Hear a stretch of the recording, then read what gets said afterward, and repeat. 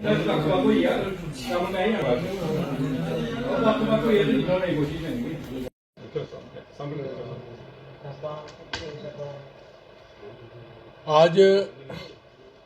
ये पत्रकारिता इसलिए है कि सावन मास की अमृत कथा का आयोजन जो है वो 16 जुलाई एतवार से 16 अगस्त तक ये सावन के महीने की कथा जो है ये कठुआ आर्य समाज के इस पवित्र हाल के अंदर चलेगी। इस बार जो है वो 25वां साल इस कथा को पूरा होगा सिल्वर जुबली के तौर पर। पिछले 25 साल से ये कथा जो है ये आर्य समाज मंदिर वेदों के आधार पर ये कथा चल रही है। अलग अलग प्रवक्ता 25 साल के अंदर आए और उन्होंने वेदों के आधार पर ये जहाँ कथा हमें सुनाई। इस बार जो 25वीं बार जो कथा शुरू हो रही है हिमाचल से माता सत्यप्रिय जी, और एक उसके बाद 20 तारीख के बाद एक और प्रवक्ता आएंगे, तो वो जब आएंगे उनका नाम फिर हम आपको सुनाएंगे। लेकिन पहले जो है ये माता सत्यप्रिय जी कल से वो कथा शुरू करेंगी। आज वो जहाँ दोपहर के बाद 2 बजे के बाद आ जाएंगी। तो मेरी माताओं बहनों से प्रार्थना है, कठुआ नगर वासियों से, गाँव वासियों से, कि आप लोगों को पता है कि यहाँ कथा चलती है, लेकिन फिर आपको याद दिलाने के लिए पत्रकारिता जो हम कर रहे हैं।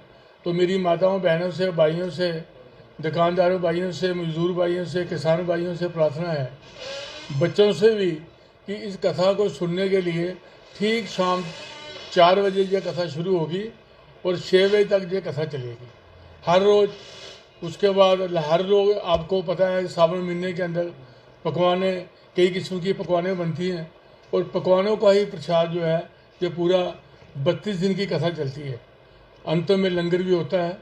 तो मेरी माताओं बहनों से प्रार्थना है कि आप ठीक 4 बजे आएँ और 6 बजे, जहाँ आर्य समाज का टाइम बड़ा फिक्स रहता है, समय पर कथा शुरू होती है और समय पर ही समाप्त होती है।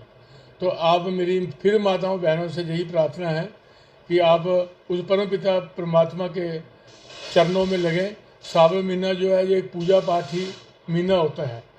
कहते हैं कि सावन महीने में जो लोग पशुओं से काम लेते थे उनको भी छोड़ देते हैं। वो पशु भी जो है उनको फ्री में छोड़ देते थे। मैक्सिमम लोग जो देश इसमें भक्ति में रहते थे, देशभक्ति में भी रहते थे और प्रभु भक्ति में भी वो काम करते थे। तो इसलिए वेदों के आधार पर ये कथा होगी। जो हमारी माता सत्यप्रिय जी आ रही हैं वो भजन उपदेशक भी हैं और प्रवचन भी करती हैं, दोनों काम जो है वो करेंगी।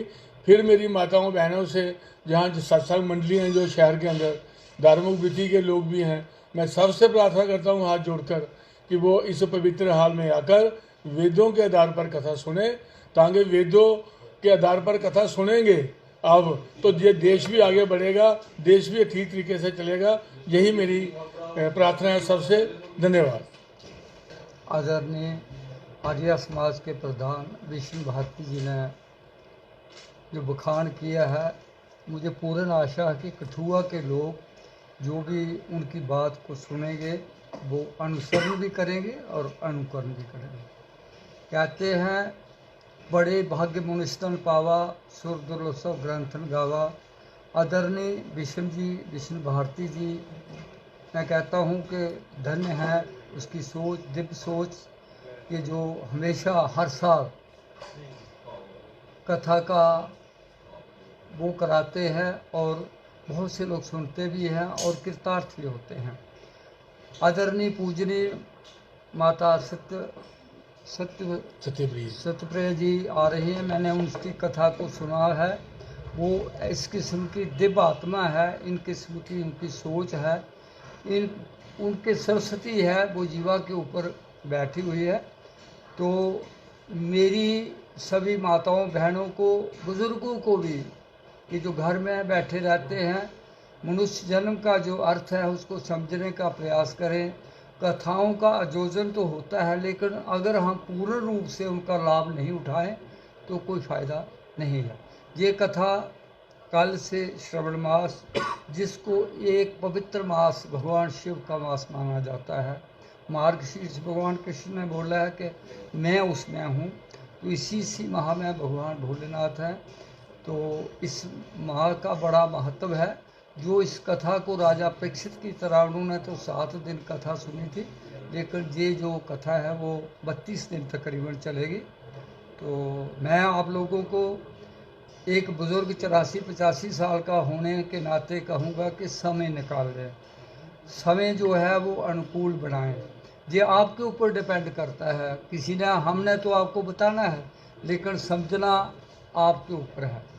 समय अनुकूल बनाएं, समय को यूटिलाइज़ करें, भगवान की कथा में आए और अपने आप को साकार और कृतार्थ करने का प्रयास करें।